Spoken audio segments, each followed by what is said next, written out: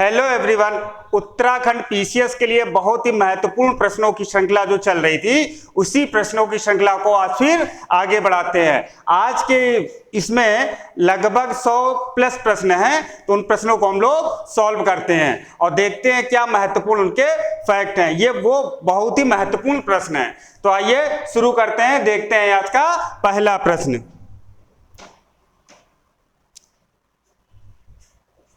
पहला प्रश्न है, सूची फर्स्ट को सूची सेकेंड से सुमेलित कीजिए तथा नीचे दिए गए कोड से सही उत्तर चुनिए। ऑप्शन दिया गया है सूची फर्स्ट ए और सूची सेकेंड 2 के, ये ऑप्शन दिए गए हैं। फर्स्ट दिया गया है नालंदा, सेकेंड दिया गया है सारनाथ और थर्ड दिया गया है सांची और फोर्थ दिया गया है कोणार्क। सूची में दिया गया पहला हमारा अशोक स्तंभ, सेकेंड दिया गया विश्वविद्यालय, थर्ड दिया गया सूर्य मंदिर और चौथा दिया गया है स्तूप। तो इनको क्या करना है, मैच करना है। ऑप्शन देखते हैं। ए दिया गया है A1, B2, C3, C4 और D3।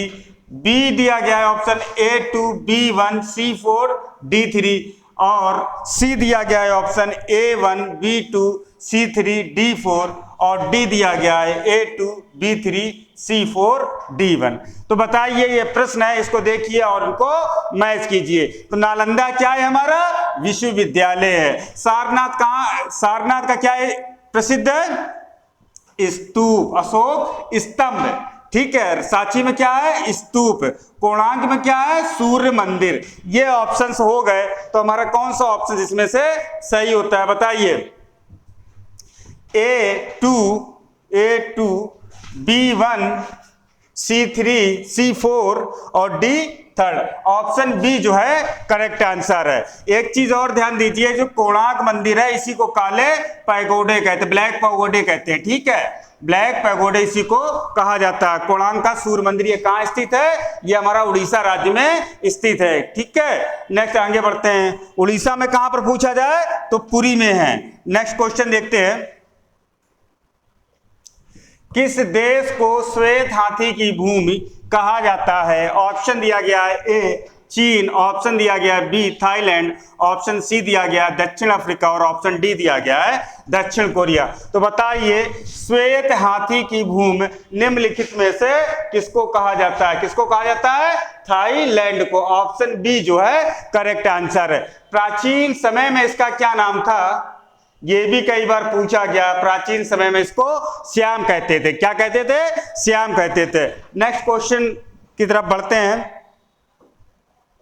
नेक्स्ट है हमारा राष्ट्रभक्त गीत ए मेरे वतन के लोगों किस कवि के द्वारा लिखा गया है, बताइए। ऑप्शन दिए गए ए जावेद अख्तर द्वारा, ऑप्शन दिया गया डी प्रदीप द्वारा, ऑप्शन दिया गया सी रामधारी सिंह दिनकर द्वारा और ऑप्शन दिया गया है डी मैथिली शरण गुप्त द्वारा। तो बताइए, ए मेरे वतन के लोगों को किसके द्वारा लिखा गया है। तो किसके द्वारा लिखा गया है, ए मेरे वतन के लोगों को, ये प्रदीप के द्वारा लिखा गया। किसके द्वारा, प्रदीप के द्वारा। ऑप्शन ए बी जो है हमारा करेक्ट आंसर है। क्या है, प्रदीप के द्वारा ये लिखा गया। ऐसे सर्वप्रथम गाया कब गया था, किसने गाया था, लता मंगेशकर ने। किसने गाया था, लता मंगेशकर ने इसको सर्वप्रथम गाया था। कहां गाया था, गणतंत्र दिवस पर पंडित जवाहरलाल नेहरू जी के सामने, ठीक है। नेक्स्ट क्वेश्चन की तरफ बढ़ते हैं। प्राचीन शहर तक्षशिला निम्नलिखित में से किन दो के मध्य स्थित था। ऑप्शन ए सिंधु और झेलम के बीच, ऑप्शन बी झेलम और चिनाब के बीच, ऑप्शन सी चिनाब और रावी के बीच और ऑप्शन डी रावी और ब्यास के बीच। तो बताइए, तक्षशिला, प्राचीन शहर तक्षशिला की बात कह रहा, निम्नलिखित ऑप्शन में से कहां पर स्थित है, बताइए। ये हमारा जो स्थित है कहां पर, सिंधु और झेलम के बीच। ऑप्शन ए जो है इसका करेक्ट आंसर है। क्या है, सिंधु और झेलम के बीच। ये एक बौद्धिक केंद्र रहा, ध्यान दीजिए। तक्षशिला जो है एक बौद्धिक केंद्र रहा है और ये पहले क्या था, प्राचीन समय में ये गंधार महाजनपद की राजधानी था। किसकी, गंधार महाजनपद की राजधानी हुआ करता था। कौन, तक्षशिला। नेक्स्ट क्वेश्चन की तरफ बढ़ते हैं। नेक्स्ट है हमारा अंधेर नगरी चौपट राजा नाटक किसने लिखा है?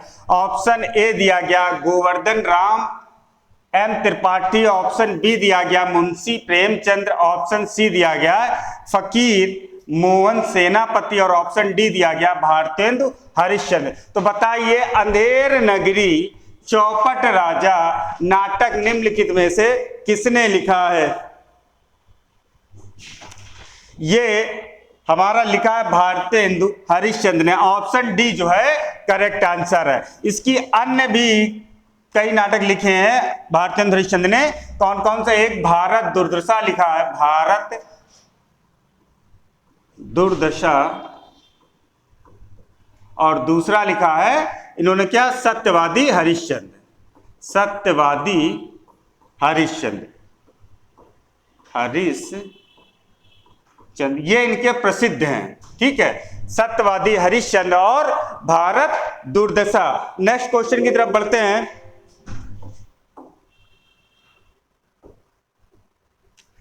चंद्र सिंह गढ़वाली का वास्तविक नाम क्या था? बताइए, बहुत बार आया। अभी आरओ का जो पेपर हुआ था संडे को, उसमें भी इस प्रश्न को पूछा गया है। तो बताइए चंद्र सिंह गढ़वाली का वास्तविक नाम क्या था? ऑप्शन ए दिया गया चंद्र सिंह नेगी, ऑप्शन बी दिया गया चंद्र सिंह भंडारी, ऑप्शन सी दिया गया चंद्र सिंह कंडारी और ऑप्शन डी दिया गया चंद्र सिंह बिष्ट। ऑप्शन देखिए और बताइए क्या नाम था चंद्र सिंह गढ़वाली का? क्या नाम था? इनका नाम था चंद्र सिंह भंडारी गढ़वाली। ऑप्शन बी जो है करेक्ट आंसर है। क्या था? चंद्र सिंह भंडारी गढ़वाली था। ठीक है, नेक्स्ट क्वेश्चन आगे बढ़ते हैं। ऑप्शन बी करेक्ट है। नेक्स्ट क्वेश्चन है हमारा बद्रीनाथ के लिए गाडू घड़ी प्रारंभ होती है। ऑप्शन ए दिया गया नरेंद्र नगर से, ऑप्शन बी दिया गया हरिद्वार से, ऑप्शन सी दिया गया ऋषिकेश से और ऑप्शन डी दिया गया है टिहरी से। तो गाडू घड़ी प्रारंभ होती है बद्रीनाथ के लिए। तो ऑप्शन देखिए और बताइए कि निम्नलिखित में से कौन सा ऑप्शन सही है। तो कहां से प्रारंभ होती है? ये हमारी प्रारंभ होती है कहां से?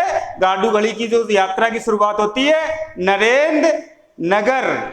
कहां से? नरेंद्र नगर से शुरुआत होती है। ऑप्शन ए जो है इसका करेक्ट आंसर है। नेक्स्ट क्वेश्चन देखते हैं। गढ़वाल समाचार पत्र प्रकाशित होता था। ऑप्शन ए देहरादून से, ऑप्शन बी कोटद्वार से, ऑप्शन सी पौड़ी से और ऑप्शन डी टिहरी से। ये भी आया हुआ अभी आरओ के पेपर में यहीं से। तो बताइए कहां से प्रकाशित होता था गढ़वाल समाचार? गढ़वाल समाचार जो हमारा प्रकाशित होता था वो देहरादून से। ऑप्शन ए जो है करेक्ट आंसर है। कहां से प्रकाशित होता था? देहरादून से। नेक्स्ट क्वेश्चन देखते हैं।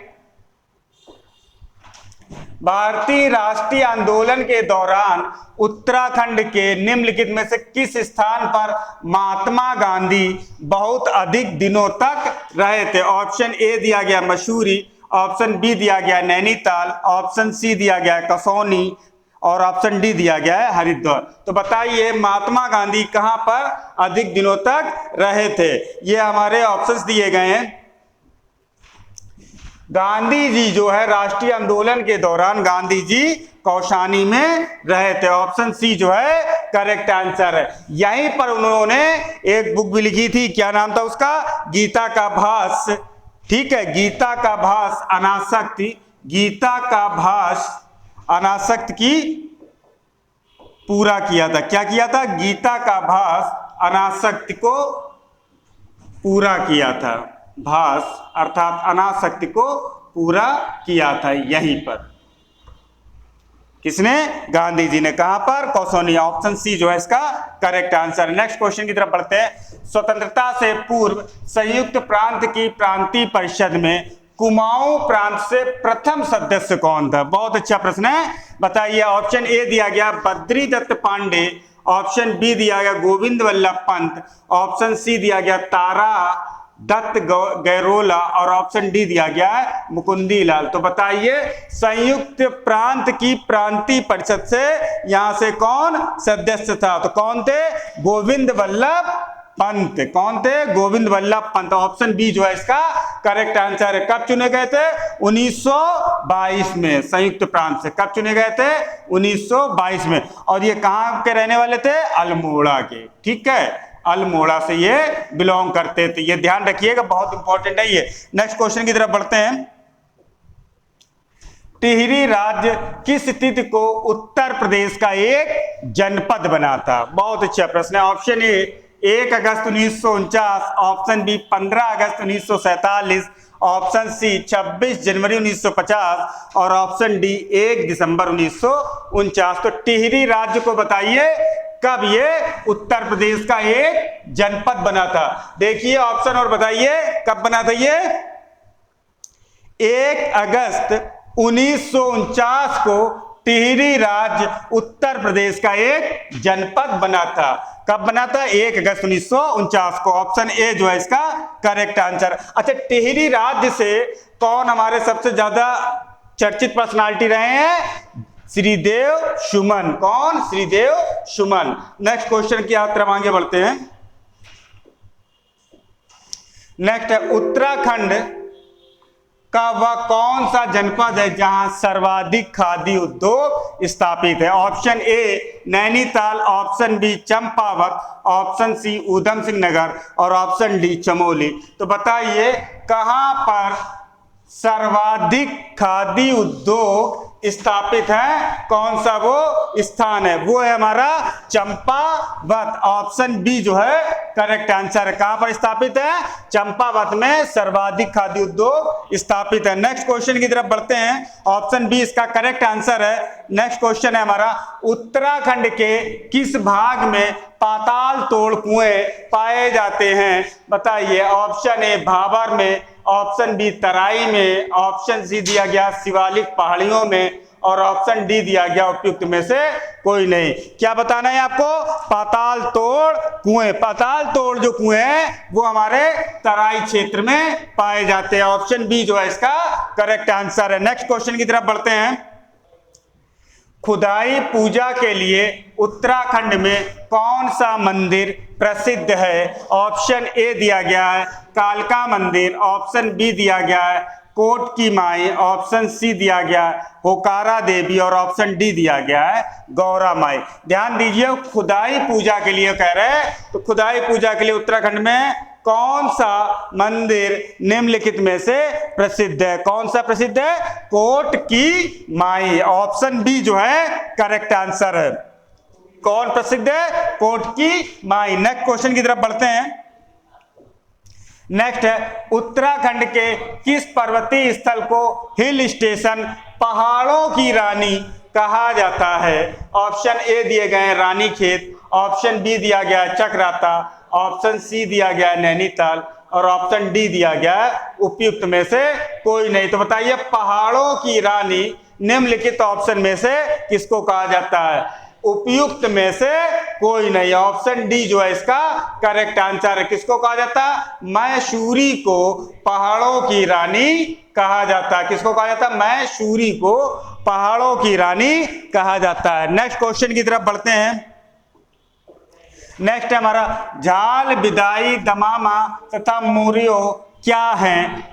ऑप्शन ए दिया गया उत्तराखंड के धार्मिक स्थल, ऑप्शन बी दिया गया उत्तराखंड की पहाड़ियां, ऑप्शन सी दिया गया कुमाऊं के वाद्य यंत्र और ऑप्शन डी दिया गया कुमाऊं के गहने। तो झाल, बिदाई, दमामा तथा मुरियो बताना है। ऑप्शन देखिए और बताइए क्या है ये हमारे क्या है? कुमाऊं के वाद्य यंत्र है। क्या है? कुमाऊं के वाद्य यंत्र। ऑप्शन सी जो है हमारा करेक्ट आंसर है। नेक्स्ट क्वेश्चन की तरफ बढ़ते हैं। नेक्स्ट क्वेश्चन है हमारा भागीरथी नदी का अन्य नदी से किस स्थान पर संगम होने के कारण गंगा नाम से जाना जाता है? बताइए। ऑप्शन ए दिया गया है विष्णु प्रयाग, ऑप्शन बी दिया गया है देव प्रयाग, ऑप्शन सी दिया गया है कर्ण प्रयाग और ऑप्शन डी दिया गया है रुद्र प्रयाग। भागीरथी नदी का कह रहा किस अन्य नदी से एक स्थान पर संगम होता है जिसके बाद इसका गंगा नाम पड़ जाता है? तो वो बताइए निम्नलिखित में से कौन सा है? ऑप्शन बी जो है करेक्ट आंसर है, देवप्रयाग। भागीरथी का अलकनंदा नदी के साथ संगम देवप्रयाग में होता है, वहां से इसका नाम जो है गंगा पड़ जाता है। क्या पड़ जाता है? गंगा। कहां से? देवप्रयाग से भागीरथी अलकनंदा के साथ मिलती है और आगे जो है गंगा कहलाती है। ऑप्शन बी जो है करेक्ट आंसर है, देवप्रयाग। नेक्स्ट क्वेश्चन की तरफ बढ़ते हैं। नेक्स्ट है हमारा, पॉली हाउस का प्रयोग किया जाता है। ऑप्शन ए पौधों को उगाने के लिए, ऑप्शन बी अनाज के भंडारण के लिए, ऑप्शन सी सब्जियों के भंडारण के लिए और ऑप्शन डी उपयुक्त में से कोई नहीं। तो बताइए पॉली हाउस का जो प्रयोग होता है निम्न ऑप्शनों में से किसके लिए किया जाता है? पॉली हाउस का जो है मेनली प्रयोग पौधों को उगाने के लिए किया जाता है। ये एक ऐसा एटमॉस्फेयर बनाते हैं, ये पॉलीथीन डाल के इसको ढक लेते हैं, इस पूरे वातावरण को, ठीक है, उसके अंदर पौधों को उगाते हैं, ठीक है, पौधों को उगाते हैं, ठीक। एक मेनली छायादार रक्षा कवच होता है जिसके द्वारा हम इनको उगाते हैं। और ड्रिप पद्धति से यहाँ पर सिंचाई होती है। किस पद्धति से? ड्रिप पद्धति के द्वारा सिंचाई होती है। छायादार कवर्ड एरिया बनाते हैं जो पॉलिथीन से ढका होता है, उसमें इनको ड्रिप पद्धति से सिंचाई करके इन पौधों को उगाया जाता है, पौधों को उगाने के लिए। ऑप्शन ए जो है करेक्ट आंसर है। नेक्स्ट क्वेश्चन की तरफ बढ़ते हैं। निम्न में कौन सी फसल उत्तराखंड के तराई क्षेत्र में खरीफ और ग्रीष्म ऋतु की धान की फसलों के मध्य उगाई जा सकती है? बताइए, खरीफ और ग्रीष्म ऋतु की धान के फसलों के मध्य उगाई जा सकती कौन सी फसल है? ऑप्शन ए दिया गया मेंथा, जिसे पुदीना कहते हैं, ऑप्शन बी दिया गया है आलू, और ऑप्शन सी दिया गया है अरहर, और ऑप्शन डी दिया गया है गेहूं। तो ये ऑप्शन है, ये प्रश्न है, देखिए और बताइए किसके द्वारा ये किया जाता है। खरीफ व ग्रीष्म ऋतु की फसलों के मध्य कौन सी फसल उगाई जाती? वो है हमारी मेंथा। ऑप्शन ए जो है करेक्ट आंसर। मेंथा जो है खरीफ और ग्रीष्म ऋतु की फसलों के मध्य उगाई जाती है। नेक्स्ट क्वेश्चन की तरफ बढ़ते हैं। ऑप्शन ए इसका करेक्ट आंसर है। नेक्स्ट क्वेश्चन है हमारा, निम्न पोषक तत्वों में से कौन सा पौधों द्वारा सबसे कम मात्रा में लिया जाता है? बताइए, बहुत अच्छा प्रश्न है। Option A calcium, option B potassium, option C जस्ता और ऑप्शन डी गंधक। देखिए पोषक तत्व जो होते हैं ना पौधों के, कितने होते हैं? 16 होते हैं। 10 मेजर होते हैं और 6 हमारे अल्प मात्रा में उनको जरूरत होती है। इस पॉइंट को मेंशन कर लो, ठीक है। तो बताइए इनमें से कौन सबसे कम मात्रा मतलब अल्प मात्रा में लिया जाता है इनमें से? तो ये कौन सा ऑप्शन होगा? ये हमारा है जस्ता। ध्यान दीजिए, जस्ता। ऑप्शन बी जिसे जिंक कहते हैं, ऑप्शन सी जिसे जिंक कहते हैं वही जस्ता होता है। ये हमारा क्या अल्प मात्रा में लिया जाता है। ये हमारे जो माइनर इस्तेमाल होते हैं पौधों के पर्याप्त पोषण के लिए, उसमें इसको रखा गया है। जस्ता हो गया, और कौन सा होता है? मैग्नीज। मैग्नीज ये है, ठीक है। ये दो बहुत पूछे जाते हैं, जिंक और मैग्नीज। नेक्स्ट अगर लिखना चाहो तो उनको भी लिख सकते हो। क्या क्या है? कॉपर, बोरान, मोलिब्डेनम और क्लोरीन। कॉपर, बोरान, मोलिब्डेनम और क्लोरीन, क्लोरीन और मोलिब्डेनम, मोलिब्डेनम, ठीक है। Copper, boron, chlorine, molybdenum, manganese और जस्ता जिसे जिंक कहते हैं। ये जो 6 तत्व होते हैं ये अल्प मात्रा में वहां पर जरूरत पड़ती है, और बाकी जो 10 हैं वो हमारे मेजर तत्व होते हैं। उसमें कैल्शियम, पोटेशियम, गंधक, ये जो है सारे आ जाते हैं। नेक्स्ट क्वेश्चन की तरफ बढ़ते हैं। नेक्स्ट है हमारा, निम्न में से किस संविधान संशोधन द्वारा मतदान की आयु सीमा 21 वर्ष से घटाकर 18 वर्ष कर दी गई? बताइए, ऑप्शन है 61वां, ऑप्शन बी 57वां और ऑप्शन सी 58वां और ऑप्शन डी 60वां। किसके द्वारा ये एज घटाकर कर दी गई? बताइए, ऑप्शन देखिए, किसके द्वारा? 61वां संविधान संशोधन के द्वारा। ऑप्शन ए जो है करेक्ट आंसर है। इसमें क्या किया गया था, आयु जो है घटाकर 21 वर्ष से घटाकर 18 वर्ष कर दी गई थी मतदान करने के लिए। ये कब हुआ था, ये 1989 में हुआ था। कब हुआ था, 1989 में ये 21 वर्ष की आयु को घटाकर 18 वर्ष किया गया था 61वें संविधान संशोधन के तहत। ऑप्शन ए जो है इसका करेक्ट आंसर है। नेक्स्ट क्वेश्चन की तरफ बढ़ते हैं।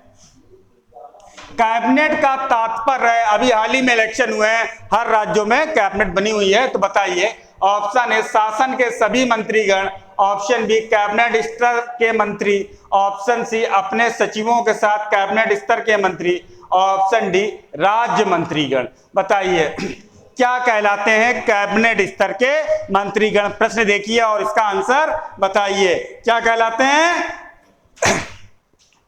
कैबिनेट स्तर के जो मंत्री होते हैं। ऑप्शन बी जो है इसका करेक्ट आंसर है, वो हमारा क्या कहलाते हैं, कैबिनेट का तात्पर्य यही होता है कैबिनेट स्तर के मंत्री। ठीक है, ऑप्शन बी इसका करेक्ट आंसर है। नेक्स्ट क्वेश्चन की तरफ बढ़ते हैं। भारतीय संविधान के किस अनुच्छेद के तहत राष्ट्रपति पर महाभियोग चलाया जा सकता है। ऑप्शन ए दिया गया अनुच्छेद 356 के द्वारा, ऑप्शन बी दिया गया अनुच्छेद 75 के द्वारा, ऑप्शन सी दिया गया अनुच्छेद 76 के द्वारा और ऑप्शन डी दिया गया है अनुच्छेद 61 के द्वारा। राष्ट्रपति पर महाभियोग चला रहे हैं, किस अनुच्छेद के तहत ये राष्ट्रपति पर महाभियोग चलाया जा सकता है। बताइए अनुच्छेद 61, बताइए राष्ट्रपति पर महाभियोग किसके तहत चलाया जा सकता है। ये हमारे दिए गए हैं ऑप्शंस, तो बताइए किसके द्वारा, अनुच्छेद 61 के द्वारा। ऑप्शन डी करेक्ट आंसर है, इसके द्वारा राष्ट्रपति पर महाभियोग चलाया जा सकता। लेकिन ऐसा प्रस्ताव तभी लाया जाएगा जब 14 दिन पूर्व उसकी सूचना दी गई हो। एक कंडीशन तो ये है, और राष्ट्रपति पर महाभियोग केवल संविधान के अतिक्रमण के आधार पर ही लगाया जा सकता है। किसके द्वारा, संविधान के अतिक्रमण के आधार पर ही इसको लगाया जा सकता है। नेक्स्ट क्या है, 14 दिन पहले इसकी सूचना दी जानी चाहिए। और क्या है कि 1/4 सदस्यों के हस्ताक्षर द्वारा यह प्रस्तावित होना चाहिए। किसके द्वारा, 1/4 सदस्यों के हस्ताक्षर के द्वारा यह प्रस्तावित होना चाहिए। किसी भी सदन में ला सकते हैं, लोकसभा और राज्यसभा दोनों ही सदनों में से किसी भी सदन में ला सकते हैं, लेकिन कंडीशन ये आपको फुलफिल करनी होगी। ठीक है, 14 दिन पहले सूचना देनी होगी, 1/4 सदस्यों के द्वारा प्रस्तावित होना चाहिए, और क्या होता है, और 2/3 बहुमत से पास होना चाहिए। यह भी एक बहुत बड़ी कंडीशन है, 2/3 बहुमत से इसको पास होना चाहिए। नेक्स्ट क्वेश्चन की तरफ बढ़ते हैं, तभी आगे दूसरे सदन में ये जाएगा। ऑप्शन डी इसका करेक्ट आंसर। नेक्स्ट क्वेश्चन देखते हैं। नेक्स्ट है हमारा, संविधान में नागरिकों के मूल कर्तव्यों की व्यवस्था 42वें संविधान संशोधन के द्वारा किस वर्ष की गई थी। बहुत बार आया है, बहुत बार पूछा गया है। बताइए, option A 1976, option B 1975, option C 1977 और ऑप्शन डी 1980। मूल कर्तव्यों की व्यवस्था की बात कर रहा, 42वें संविधान संशोधन कब किया गया था। 42वां संविधान संशोधन जो है हमारा 1976 में किया गया था। ऑप्शन ए जो है इसका करेक्ट आंसर है। कब किया गया था, 1976 में। नेक्स्ट क्वेश्चन की तरफ बढ़ते हैं। ऑप्शन ए जो है इसका करेक्ट आंसर है। नेक्स्ट क्वेश्चन देखते हैं। नेक्स्ट है, वह कौन व्यक्ति था जिसने भारत में पहली बार जनसंख्या की जनगणना करवाई। ऑप्शन ए दिया गया हमारा रिपेन, ऑप्शन बी दिया गया है लिटेन, ऑप्शन सी दिया गया है डफरिन और ऑप्शन डी दिया गया है लॉर्ड मेयो। आप ऑप्शन देखिए और बताइए कब करवाई थी, किसने करवाई थी।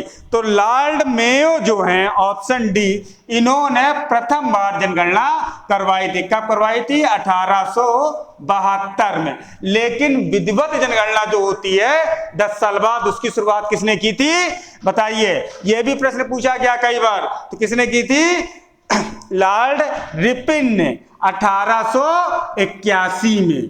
ध्यान दीजिए, पहली बार जो जनगणना करवाई थी वो हमारे लॉर्ड मेयो थे 1872 में। लेकिन विधिवत जो जनगणना की शुरुआत होती है, जो हर 10 साल बाद इनका एक फॉर्मूला आया था, वो हमारा किसने किया था? लॉर्ड रिपन ने 1881 में। नेक्स्ट क्वेश्चन की तरफ बढ़ते हैं। इसका आंसर है डी।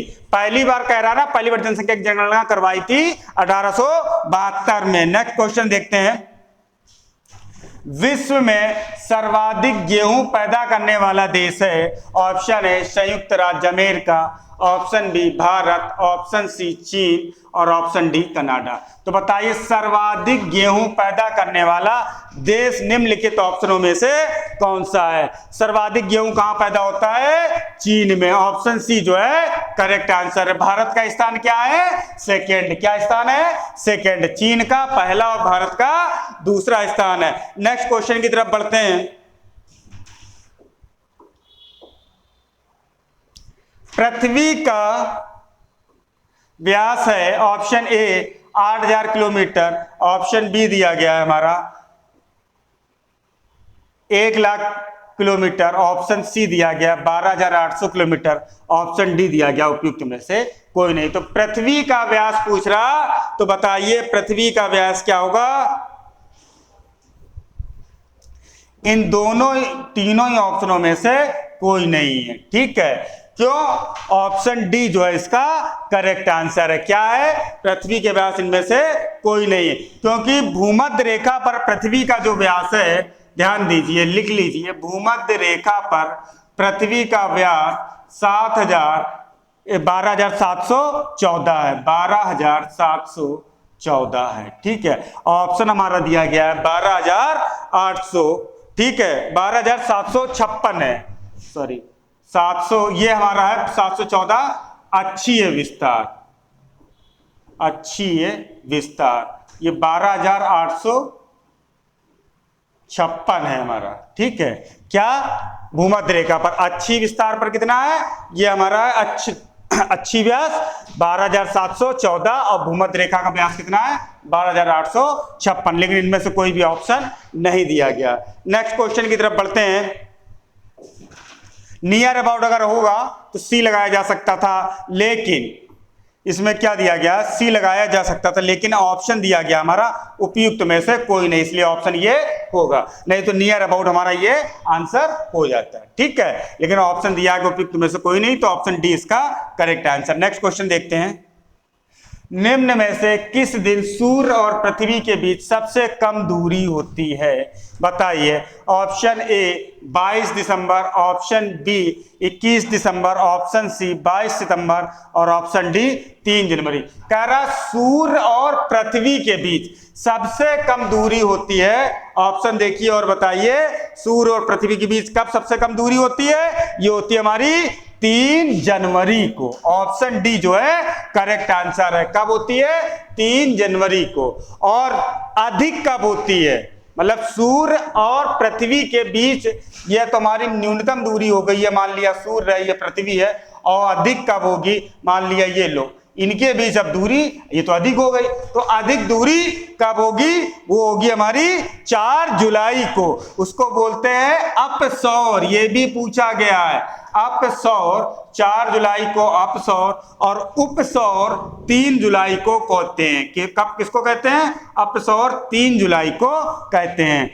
उपसौर 3 जुलाई, अपसौर 4 जुलाई। ठीक है, उपसौर 3 जनवरी, अपसौर 4 जुलाई को। ठीक है, जुलाई है 4 जुलाई को, ध्यान दीजिए। इसके दिन क्या होता है? 4 जुलाई में सूर्य और पृथ्वी के बीच की दूरी बहुत ज्यादा होती है, और 3 जनवरी को सूर्य और पृथ्वी के बीच की दूरी कम होती है। नेक्स्ट क्वेश्चन की तरफ बढ़ते हैं। नेक्स्ट है हमारा, जून माह में निम्न स्थानों में से कहां पर दिन की अवधि अधिकतम होगी? बताइए। ऑप्शन दिए गया है ए हैदराबाद, ऑप्शन दिया गया है बी चेन्नई, ऑप्शन दिया गया सी भोपाल और ऑप्शन दिया गया है डी दिल्ली। तो कहां पर दिन की अवधि सर्वाधिक होगी जून माह में? ये ऑप्शन दिए गए हैं ये हमारे, तो बताइए कहां पर सर्वाधिक होगी? तो ये होगी हमारी भोपाल में। ऑप्शन सी जो है करेक्ट आंसर है। क्यों होगी? क्योंकि ये कर्क रेखा के पास स्थित है। किसके? कर्क रेखा के पास है। कर्क रेखा के पास स्थित है कौन? भोपाल। इसलिए यहां पर क्या होगी? दिन की अवधि अधिकतम होगी। नेक्स्ट क्वेश्चन की तरफ बढ़ते हैं।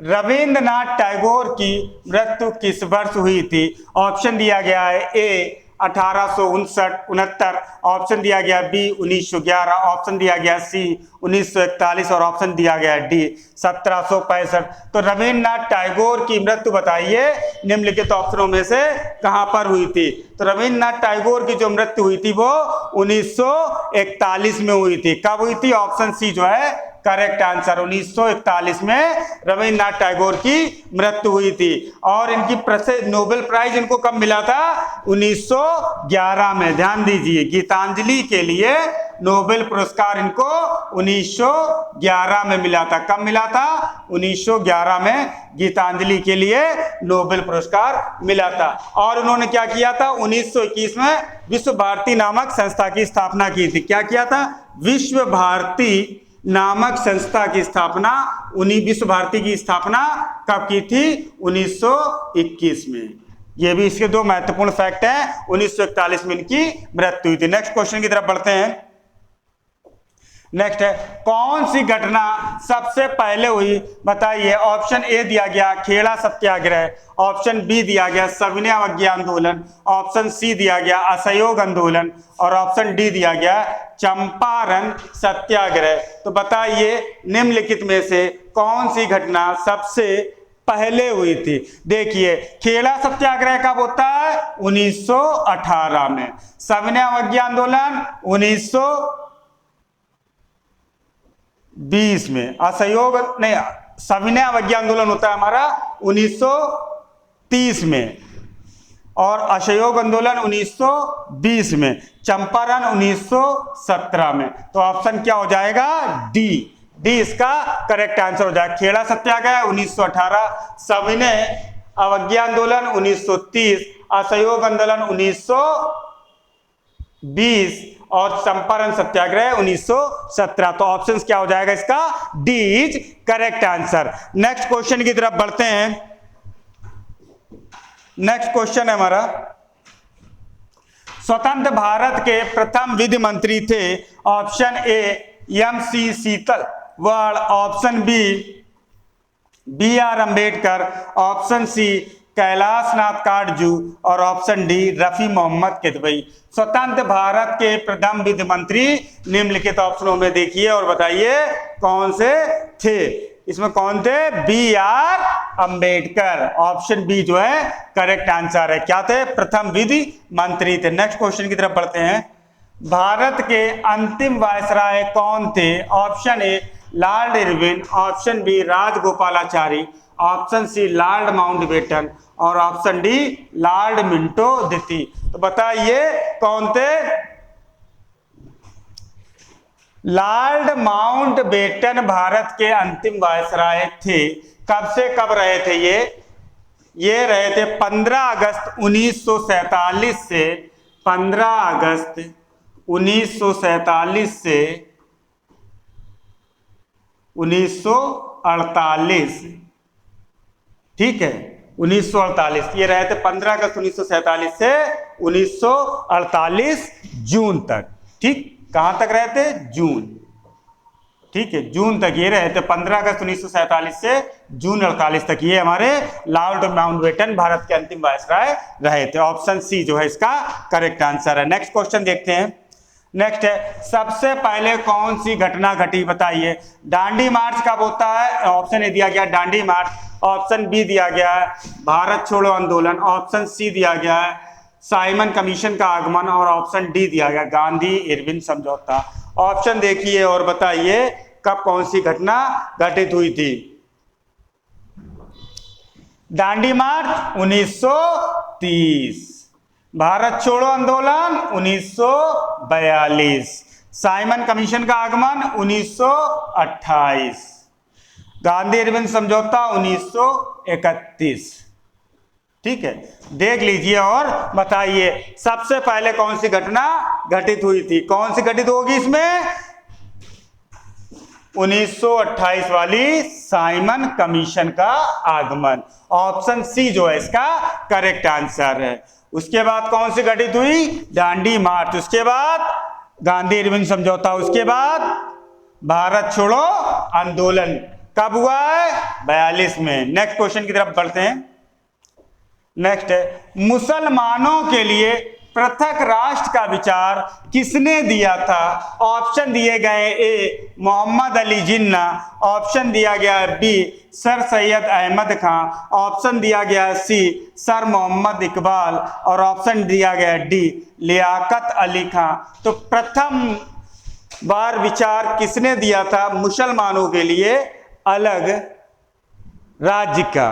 तो ये दिए ऑप्शन देखिए और बताइए किसने दिया था? सर मोहम्मद इकबाल ने प्रथम बार मुसलमानों के लिए पृथक राष्ट्र का विचार प्रस्तुत किया था। किसने किया? सर मोहम्मद इकबाल ने। नेक्स्ट क्वेश्चन की ऑप्शन सी जो है इसका करेक्ट आंसर है। नेक्स्ट क्वेश्चन की तरफ बढ़ते हैं। नेक्स्ट है हमारा, निम्न में से कौन सा युग्म सुमेलित नहीं है? Option A Ghadar Party Lala Lajpat Rai, option B Frontier Gandhi Khan Abdul Ghaffar, option C Indian National Army Subhash Chandra Bose और ऑप्शन डी भारत के प्रथम राष्ट्रपति डॉक्टर राजेंद्र प्रसाद। ऑप्शंस को देखिए और बताइए कौन सा ऑप्शन सही नहीं। तो कौन सा सही नहीं है?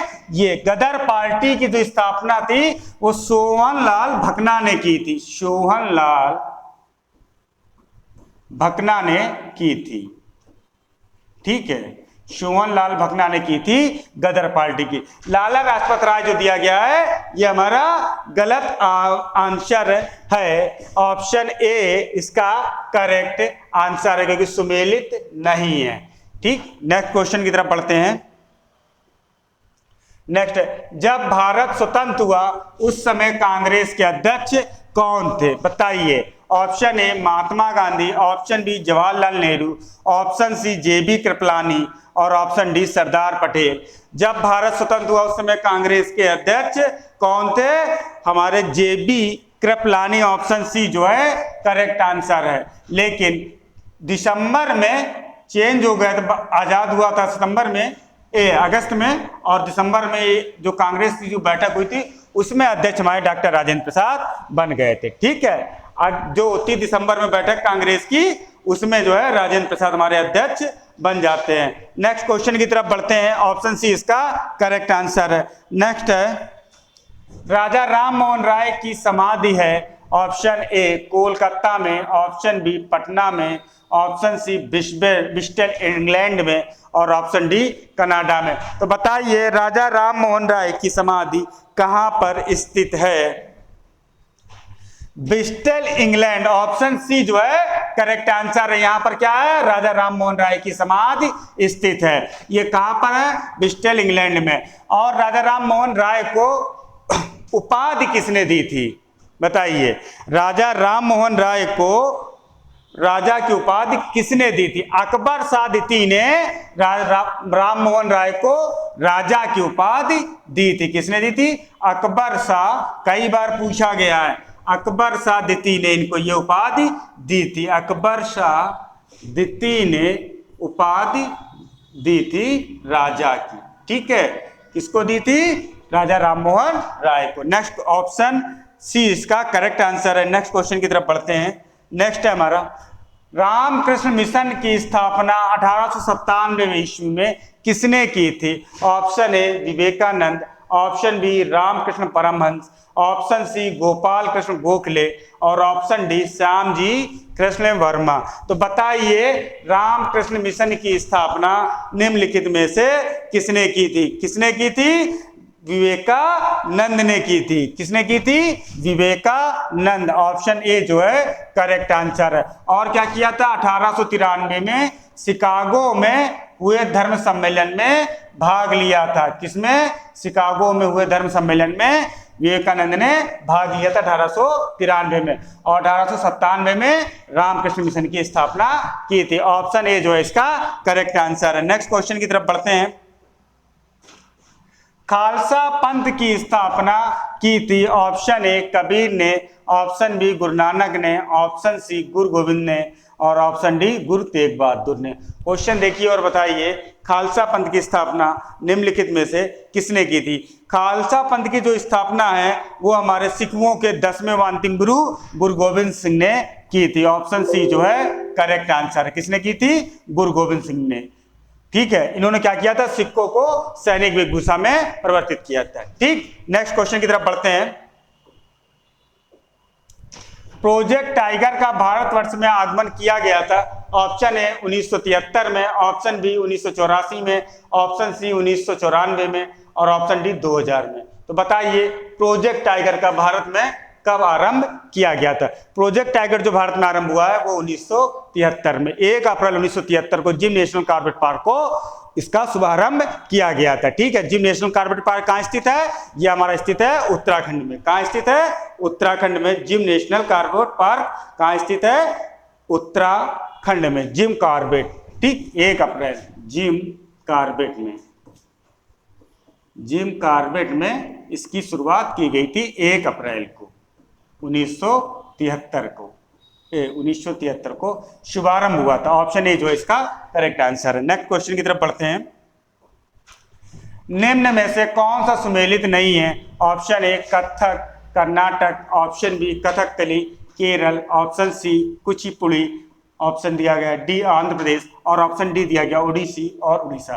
तो कथक जो है, देखिए इस क्वेश्चन को और बताइए कौन सा इसमें सही नहीं। कथक जो है हमारा, ये कर्नाटक नहीं, ये उत्तर भारत में इसका विकास हुआ था। कहाँ हुआ था? उत्तर भारत में मंदिरों में इसका कथक का विकास हुआ। जो कथा वास्तु है विकास धीमे धीमे इसका हुआ था। ठीक है, इसमें भाव भंगिमा जो है कथा वास्तु है उसको जो है रूपांतरण किया गया है। ऑप्शन ए जो है इसका करेक्ट आंसर है। नेक्स्ट क्वेश्चन की तरफ बढ़ते हैं। सूफिया कलाम जो एक प्रकार का भक्ति संगीत है, विशिष्टता है कहाँ की? बताइए, सूफिया कलाम के बारे में बात कर रहे हैं कि सूफिया कलाम कहाँ की विशिष्टता है? ऑप्शन ए गुजरात की, ऑप्शन बी राजस्थान की, ऑप्शन सी कश्मीर की और ऑप्शन डी उपयुक्त में से कोई नहीं। तो सूफिया कलाम जो है, ऑप्शन देखिए और बताइए कौन सा है? ये हमारी कश्मीर की विशेषता। कहाँ की है? कश्मीर की। ऑप्शन सी जो है इसका करेक्ट आंसर है। नेक्स्ट क्वेश्चन की तरफ बढ़ते हैं। उत्तरांचल में हस्तशिल्प सामग्री मोष्टा को उत्पादित करने में कौन सा कच्चा माल प्रयोग में लाया जाता है? वाह, बहुत अच्छा प्रश्न है, बताइए। ऑप्शन ए बांस, ऑप्शन बी रिंगाल, ऑप्शन सी चीड़ वृक्ष की छाल और ऑप्शन डी पांगर वृक्ष की लकड़ी। तो बताइए किसके द्वारा किया जाता है ये रिंगाल हस्तशिल्प उद्योग। ठीक है, ऑप्शन बी जो है करेक्ट आंसर। कच्चा माल जो है हस्तशिल्प उद्योग में रिंगाल किया जाता है। इसके द्वारा क्या बनाया जाता है? टोकरी हो गई, डलियां हो गई और चटाई हो गई, ये सारी चीजें यहाँ इसके द्वारा बनाई जाती हैं। और इसका मेन केंद्रीकरण कहाँ पर है? मेन हमारा कहाँ है? चमोली है। और क्या है? चमोली, अल्मोड़ा, पिथौरागढ़। कौन कौन से? चमोली, अल्मोड़ा और पिथौरागढ़ में ये हस्तशिल्प उद्योग है। चमोली, अल्मोड़ा और पिथौरागढ़ में। पिथौरागढ़, ऑप्शन बी जो है इसका करेक्ट आंसर। नेक्स्ट क्वेश्चन देखते हैं। उत्तरांचल में भाकर का उपयोग होता है? ऑप्शन ए जल संग्रह के लिए, ऑप्शन बी फलों का रस संग्रह करने के लिए, ऑप्शन सी खाद्यान्न संग्रह के लिए, ऑप्शन डी दुग्ध संग्रह के लिए। तो बताइए भकार का उपयोग उत्तराखंड में किसमें होता है? भकार का उपयोग जो होता है ये खाद्यान्न संग्रह के लिए होता है। ऑप्शन सी जो है करेक्ट आंसर है। नेक्स्ट क्वेश्चन देखते हैं। निम्नलिखित में से कौन सा स्थान कैलाश मानसरोवर से सबसे कम दूरी पर स्थित है? ऑप्शन ए दिया गया नारायण आश्रम, ऑप्शन बी मायावती आश्रम, ऑप्शन सी अनासक्ति आश्रम और ऑप्शन डी तवाघर। तो बताइए कहां पर कैलाश मानसरोवर से सबसे कम दूरी पर स्थित है? तो क्या है हमारा? नारायण आश्रम। Option A correct answer. कब बना था? 1936 में। इसका वर्ष भी ध्यान रखिए, नारायण स्वामी ने इसको स्थापित किया था। यह हमारा कैलाश मानसरोवर से सबसे कम दूरी पर है। Option A correct answer. Next question की तरफ बढ़ते हैं। नामांकित में गढ़वाल पेंटिंग्स नामक पुस्तक के लेखक कौन हैं? Option A Mukandi Lal, option B H G. Walton, option C Molaram और ऑप्शन डी पातीराम। तो बताइए गढ़वाल पेंटिंग के लेखक कौन हैं? पुस्तक के गढ़वाल पेंटिंग के जो पुस्तक के लेखक हैं वो मुकुंदी लाल हैं। ऑप्शन ए जो है इसका करेक्ट आंसर है। नेक्स्ट क्वेश्चन की तरफ बढ़ते हैं। नेक्स्ट हमारा हुक्का क्लब स्थित है। ऑप्शन ए नैनीताल में, ऑप्शन बी अल्मोड़ा में, ऑप्शन सी हल्द्वानी में, ऑप्शन डी मसूरी में। तो बताइए हुक्का क्लब हमारा कहाँ पर स्थित है? हुक्का क्लब जो है हमारा ये अल्मोड़ा में स्थित है। ठीक है, कहाँ स्थित है? अल्मोड़ा में हुक्का क्लब स्थित है। कब हुआ था ये स्थापना? 1930 में। तब से प्रतिवर्ष ये क्या कर रहे हैं? प्रतिवर्ष जो है हमारा अल्मोड़ा में रामलीला का आयोजन करता आ रहा है। हुक्का क्लब क्या कर रहा है? रामलीला का आयोजन करते चले आ रहे हैं। 1930 में इसकी स्थापना हुई थी हुक्का क्लब की अल्मोड़ा में। ऑप्शन बी जो है इसका करेक्ट आंसर है। नेक्स्ट क्वेश्चन देखते हैं। निम्न में उत्तरांचल की कौन सी पर्वत श्रेणी सबसे ऊंची है? बताइए, बहुत अच्छा प्रश्न है, पहले भी आ चुका है। ऑप्शन ए दिया गया त्रिशूल, ऑप्शन बी दिया गया दूनागिरी, ऑप्शन सी नंदा देवी और ऑप्शन डी कामेत। तो बताइए पर्वत श्रेणी सबसे ऊंची है कहां पर? उत्तरांचल में। तो कौन सी है? नंदा देवी। ऑप्शन सी रट लीजिए, ऑप्शन सी नंदा देवी जो है हमारे उत्तराखंड की सबसे ऊंची पर्वत श्रेणी है। कौन है? नंदा देवी। नेक्स्ट क्वेश्चन की तरफ बढ़ते हैं। निम्न में से कौन सा बुग्याल उत्तरकाशी जिले में स्थित है? Option A Bagji Bugyal, option B Bedni Bugyal, option C Dayara Bugyal और ऑप्शन डी बगजी एवं बेदनी बुग्याल। तो बताइए बुग्याल जो उत्तरकाशी में स्थित है कौन सा है? दयार बुग्याल। कौन सा है? दयार बुग्याल जो है हमारा उत्तरकाशी में स्थित है। ऑप्शन सी जो है इसका करेक्ट आंसर है। नेक्स्ट क्वेश्चन देखते हैं। उत्तरांचल में निम्नलिखित में से कत्था फैक्ट्री कहाँ स्थित है? ऑप्शन है नौनी डांडा पौड़ी गढ़वाल में, ऑप्शन बी हल्द्वानी नैनीताल में, ऑप्शन सी लच्छीवाला देहरादून में और ऑप्शन डी बहादुराबाद हरिद्वार में। तो बताइए कत्था फैक्ट्री हमारी कहाँ पर स्थित है? कहाँ पर स्थित है ये कत्था फैक्ट्री? हल्द्वानी नैनीताल में। ऑप्शन बी जो है इसका करेक्ट आंसर है।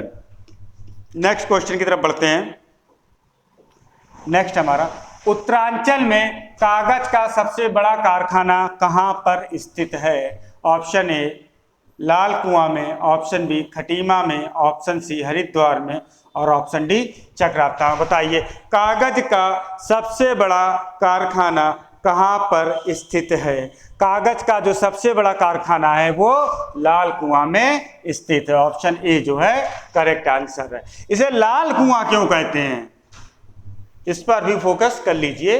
लाल कुआं इसलिए कहते हैं क्योंकि वहां पर जो कुएं पाए जाते हैं, कुओं की एक तो अधिकता है और वो जो है लाल है। ठीक है, क्या है? कुओं की अधिकता, उन कुओं का रंग कैसा है? लाल है, इसलिए इसको लाल कुआं कहते हैं। नेक्स्ट क्वेश्चन की तरफ बढ़ते हैं।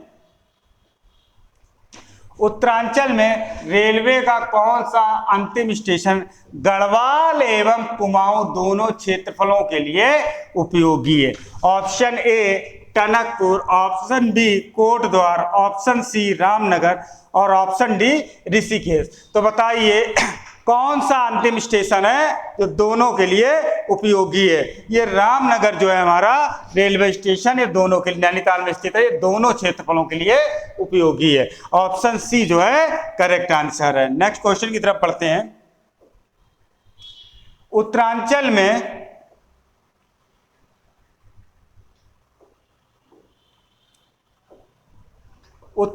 में हिंदुस्तान टूल्स एचएमटी फैक्ट्री कहाँ स्थित है? इसी से रिलेटेड अभी एक प्रश्न आया हुआ है जो अभी संडे को हुआ था पेपर। कौन सा हमारा हुआ था?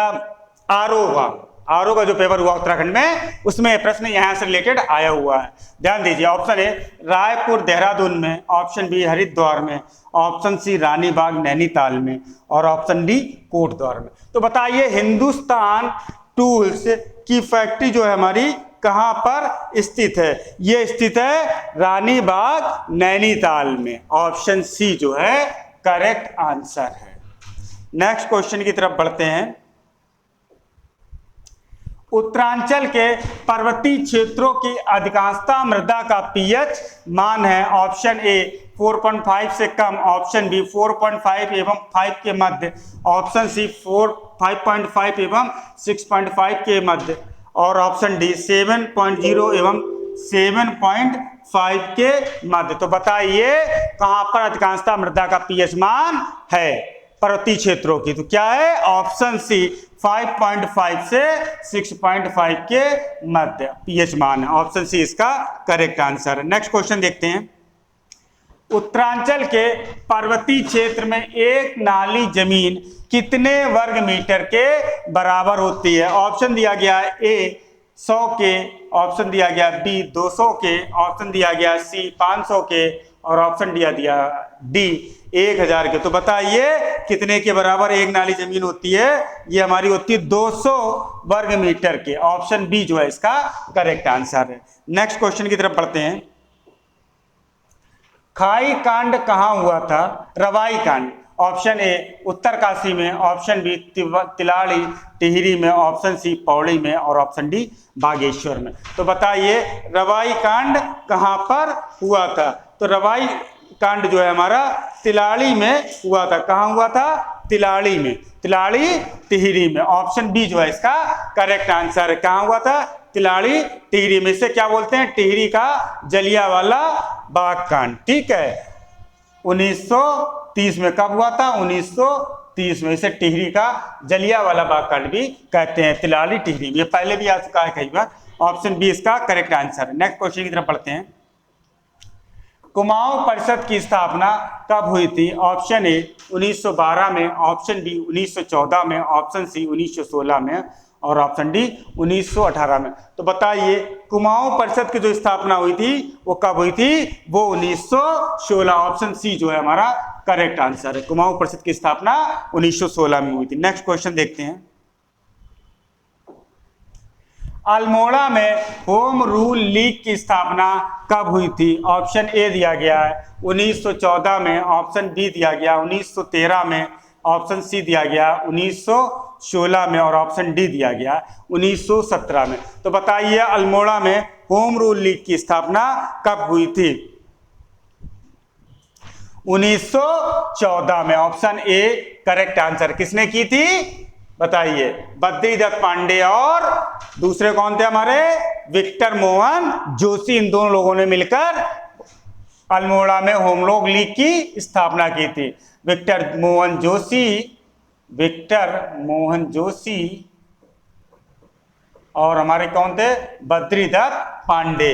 ठीक है, बद्रीदत्त पांडे और Victor Mohan Joshi. Option A जो है करेक्ट आंसर। मिलकर इन्होंने की थी। नेक्स्ट क्वेश्चन देखते हैं। उत्तराखंड का बारदोली किस स्थल को कहा गया था? ऑप्शन ए दिया गया है साल्ट, ऑप्शन बी दिया गया है सालम, ऑप्शन सी दिया गया देघाट, और ऑप्शन डी दिया गया कत्यूरीगढ़। तो बताइए बारादोली किस स्थल को कहा गया था उत्तराखंड का? बताइए किसको कहा गया था? साल्ट को। ये हमारा कहाँ का है? कुमाऊं का बारदोली कहा गया था। ठीक है, और गढ़वाल का अगर पूछा जाए तब क्या होगा? गढ़वाल का बारदोली किसे कहा जाता है? बारादोली। बताइए गढ़वाल का कहा जाता है गुजडू को। लिख लीजिए, गढ़वाल का कहा जाता है गुजडू को बारदोली कहा गया है। ठीक है, नेक्स्ट ऑप्शन ए जो है इसका करेक्ट आंसर है। नेक्स्ट क्वेश्चन की तरफ बढ़ते हैं।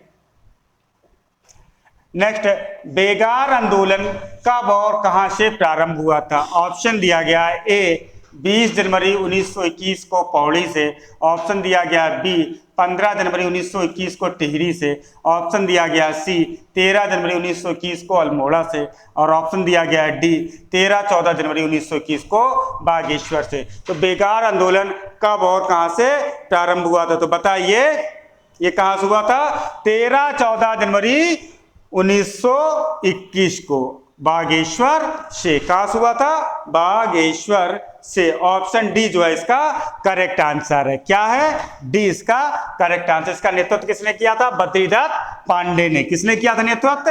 बद्रीदत्त पांडे ने किया था। ऑप्शन डी इसका करेक्ट आंसर। नेक्स्ट क्वेश्चन देखते हैं। नेक्स्ट है हमारा, बिस्नी देवी शाह कौन थी? ऑप्शन ए कवित्री, ऑप्शन बी एक समाज सुधारक, ऑप्शन सी एक लेखिका और ऑप्शन डी एक स्वतंत्रता संग्राम सेनानी। बिस्नी देवी शाह, देखिए ऑप्शन और बताइए कौन थी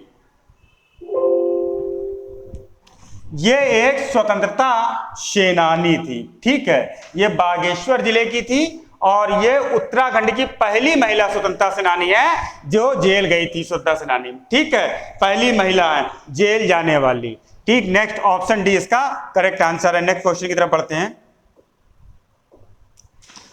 उत्तराखंड में डोला पालकी आंदोलन के प्रवर्तक कौन थे? Option A Jayanand Bharti, option B Khushiram, option C Hariprasad Tamta और ऑप्शन डी बलदेव सिंह। तो बताइए डोला पालकी आंदोलन के नेतृत्वकर्ता कौन थे? जयानंद भारती। ऑप्शन ए जो है इसका करेक्ट आंसर है।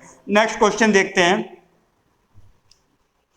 गांधी ने कुमाऊं की यात्रा सर्वप्रथम कब की थी? ऑप्शन ए जून 1929 में, ऑप्शन बी जुलाई 1929 में, ऑप्शन सी अगस्त 1931 में और ऑप्शन डी अक्टूबर 1931 में। तो बताइए गांधी जी ने कुमाऊं की यात्रा कब की थी? जून 1929 में गांधी जी ने कुमाऊं की यात्रा की थी। ऑप्शन ए जो है इसका करेक्ट आंसर है। नेक्स्ट क्वेश्चन की तरफ बढ़ते हैं।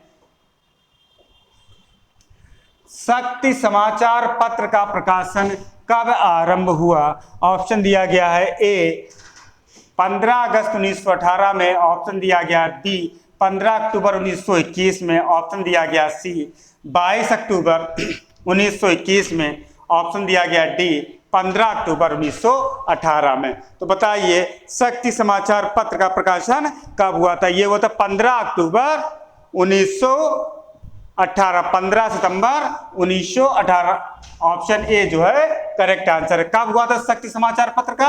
15 सितंबर 1918 में। ठीक है, नेक्स्ट क्वेश्चन की तरफ बढ़ते हैं। ऑप्शन ए करेक्ट है। नेक्स्ट है हमारा,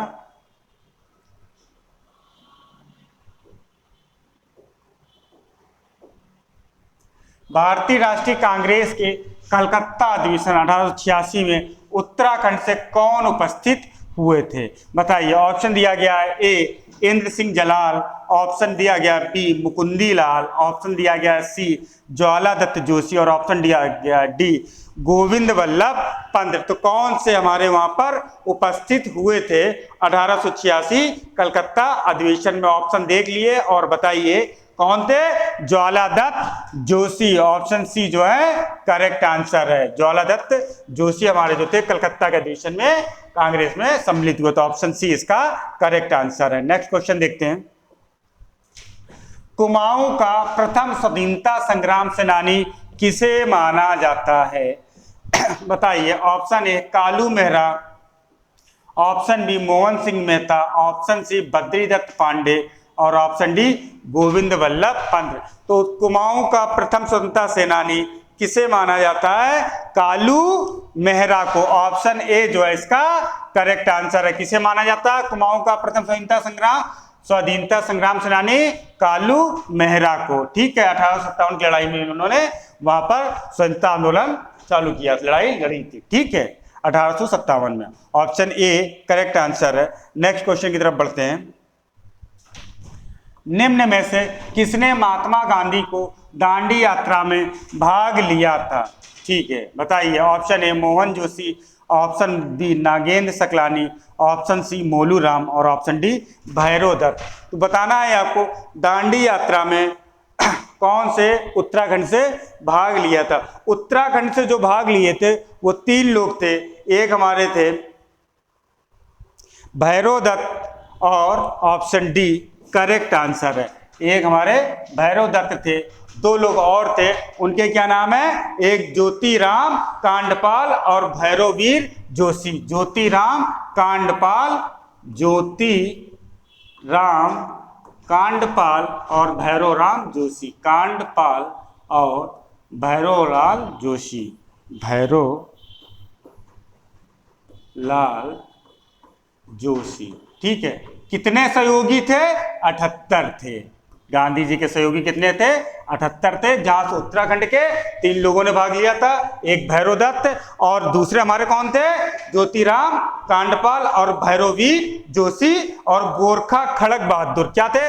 गोरखा खड़क बहादुर। गोरखा खड़क बहादुर। ये 3 लोग थे टोटल हमारे। ठीक है, ऑप्शन डी इसका करेक्ट आंसर है। नेक्स्ट क्वेश्चन की तरफ बढ़ते हैं। हेमकुंड झील घिरी हुई है। ऑप्शन ए 5 हिमच्छादित शिखरों से, ऑप्शन बी 7 हिमच्छादित शिखरों से, ऑप्शन सी 8 हिमच्छादित शिखरों से और ऑप्शन डी 9 हिमच्छादित शिखरों से। तो बताइए हेमकुंड झील कितने से घिरी हुई है? ये घिरी हुई है हमारी 7 हिमच्छादित शिखरों से। ऑप्शन बी जो है इसका करेक्ट आंसर है। नेक्स्ट क्वेश्चन की तरफ बढ़ते हैं। परिस्थिति विज्ञान में जिसका अध्ययन होता है वह है ऑप्शन ए पृथ्वी, ऑप्शन बी वातावरण, ऑप्शन सी अंतरिक्ष और ऑप्शन डी आकाश। तो बताइए परिस्थिति विज्ञान में किसका अध्ययन होता है? परिस्थिति विज्ञान में वातावरण का अध्ययन होता है। ऑप्शन बी जो है इसका करेक्ट आंसर है। नेक्स्ट क्वेश्चन देखते हैं। अजोला है जिनके मध्य सहजीवी जीविता होती है वे, ऑप्शन ए कवक तथा जीवाणु, ऑप्शन बी फर्न तथा जीवाणु, ऑप्शन सी कवक तथा शैवाल और ऑप्शन डी फर्न तथा शैवाल। तो एजोला क्या है? ये हमारा है फर्न तथा शैवाल। ऑप्शन डी जो है इसका करेक्ट आंसर है। नेक्स्ट क्वेश्चन देखते हैं। निम्न में से जिसे ज्ञात करने हेतु जेल्डाहल विधि अपनाई जाती है वह है ऑप्शन ए मृदा में जीवाश्म की मात्रा, ऑप्शन बी मृदा में फास्फोरस की मात्रा, ऑप्शन सी मृदा का पीएच मान और ऑप्शन डी पौधे अथवा मृदा में नाइट्रोजन की मात्रा। तो बताइए जेल्डाहल विधि कब अपनाई जाती है? ये हमारी पौधे अथवा मृदा में नाइट्रोजन की मात्रा का पता लगाने के लिए विधि अपनाई जाती है। ऑप्शन डी जो है इसका करेक्ट आंसर है। नेक्स्ट क्वेश्चन देखते हैं। निम्न में से कौन सी फसल उत्तरांचल के तराई में अप्रैल माह में फूल आने की अवस्था में दिखता है? बताइए, बहुत अच्छा प्रश्न है। Option A soybean, option B अरहर, ऑप्शन सी सूर्यमुखी और ऑप्शन डी उपयुक्त में से कोई नहीं। तो बताइए तराई में अप्रैल में फूल आने में दिखती है, कौन सी होती है? वो है हमारी सूर्यमुखी। ऑप्शन सी जो है करेक्ट आंसर है। नेक्स्ट क्वेश्चन की तरफ बढ़ते हैं। निम्न में से कौन सा तृणनाशी बुआई से पूर्व खेतों में जोतकर मिला दिया जाता है? ऑप्शन ए फ्लूक्लोरोफिलिन, ऑप्शन बी अलावलोर और ऑप्शन डी पेंडीमेथिलीन और ऑप्शन डी उपयुक्त में से कोई नहीं। तो कौन सा तृणमाखी होता है? बताइए कौन सा तृणनाशी बुआई से पूर्व खेतों में जोतकर मिला दिया जाता है? ऑप्शन बताइए इनमें से कौन सा होगा? ऑप्शन डी उपयुक्त में से कोई नहीं। नेक्स्ट क्वेश्चन की तरफ बढ़ते हैं।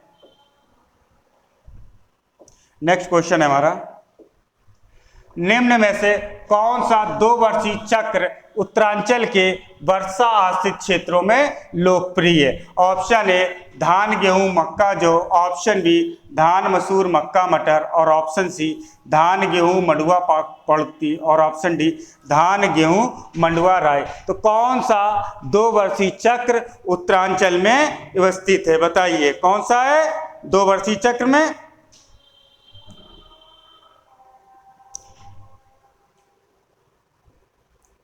लो भैया, धान मसूर मक्का और क्या है? धान मसूर वर्षा आश्रित क्षेत्रों में लोकप्रिय धान मसूर मक्का मटर। ऑप्शन बी जो है इसका करेक्ट आंसर है। नेक्स्ट क्वेश्चन देखते हैं। निम्न में से कौन सी फसल ग्रीस में उगाई जाने वाली मक्का के चारे को फसल के साथ मिलवा फसल के रूप में बोई जा सकती है? ऑप्शन बताइए दिए गए हैं। ए बरसीम, ऑप्शन बी जई, ऑप्शन सी लोबिया, ऑप्शन डी उपयुक्त में से कोई नहीं। तो बताइए कौन सी फसल है? लोबिया। कौन सी है? लोबिया। ऑप्शन सी जो है इसका करेक्ट आंसर है। नेक्स्ट क्वेश्चन की तरफ बढ़ते हैं।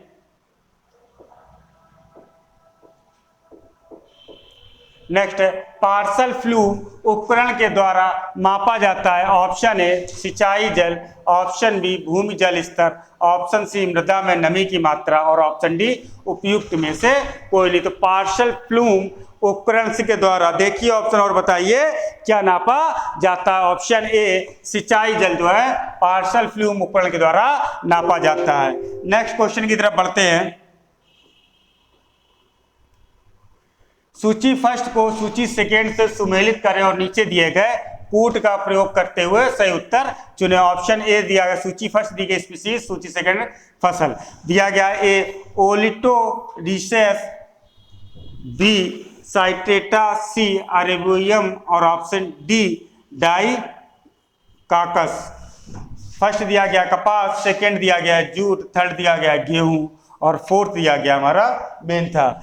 ऑप्शन ए दिया गया A1, B3, C2, D4, option B दिया गया A3, B2, C4, D1, option C दिया गया A2, B4, C1, D3 और ऑप्शन डी दिया गया A4, B1, C2, D2। बताइए निम्नलिखित में से कौन सा ऑप्शन इसका सही है। तो कपास किसका है? कपास हमारा जो है अर्बेरियम का है। किसका है? अर्बेरियम। कपास का क्या है? अर्बेरियम। अर्बेरियम हमारा किसका है? कपास का। ऑलिटरेटस किसका है? ये हमारा ओलिटोरियस। ये किसका है? ओलिटोरियस हमारा है जूट का। किसका है? जूट का। तो देखिए अर्बेरियम मिल गया कपास, यानी कि सी फर्स्ट। सी फर्स्ट हमारा केवल एक ही में दिया गया है। ऑप्शन सी जो है इसका करेक्ट आंसर है। नेक्स्ट क्वेश्चन की तरफ बढ़ते हैं। पौधों में कंदक की कमी के लक्षण सर्वप्रथम प्रकट होते हैं। ऑप्शन दिया गया ए निचली पत्तियों पर, ऑप्शन दिया गया बी निचली व मध्य पत्तियों पर, ऑप्शन दिया गया सी मध्य की पत्तियों पर, ऑप्शन दिया गया डी ऊपरी पत्तियों पर। तो गंधक की कमी के लक्षण सर्वप्रथम प्रकट होते हैं कहां पर? ऊपरी पत्तियों पर। ऑप्शन ए डी जो है इसका करेक्ट आंसर है। कहां पर प्रकट होते हैं? ऊपरी पत्तियों पर। नेक्स्ट क्वेश्चन देखते हैं। ये पीली पड़ जाती हैं पत्तियां। नेक्स्ट क्वेश्चन देखते हैं। निम्न कथनों पर विचार कीजिए और नीचे दिए गए कूट में से सही उत्तर दीजिए। ऑप्शन ए कथन दिया गया हाइड्रोजन गैस को स्वच्छ ईंधन कहा जाता है। कारण दिया गया है हाइड्रोजन गैस का दहन CFC क्लोरोफ्लोरोकार्बन गैसों उत्पन्न नहीं करता है। ऑप्शन दिया गया है ए और आर दोनों सत्य पर ए आर की सही विवेचना नहीं करता है। ऑप्शन दिया गया बी ए असत्य है परंतु आर सत्य है। ऑप्शन दिया गया है सी ए सत्य है परंतु आर असत्य है।